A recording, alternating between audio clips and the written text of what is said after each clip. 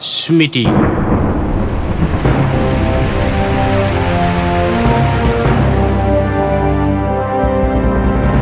এয়ে আমাৰ জীবন, এয়ে আমাৰ জীবন, নেজাল তৰাৰ দৰে ভ্ৰমি ফুৰু ভাৰতত। দিন নিশাৰ নাইচিন অস্তিত্ব মাথো পোছাকত। নাই কোনো প্ৰয়োজন, নাই কোনো প্ৰয়োজন, নাই কোনো প্ৰয়োজন ভাবিব গুণিবৰ। মহান মানৱে আজি নিজ ভাতৃক দোষী সাজি নেভাবি নুগুণি কৰিছে আশেষ পূৰণ। এয়ে নেকি পৰিচয় বীৰ মানৱৰ?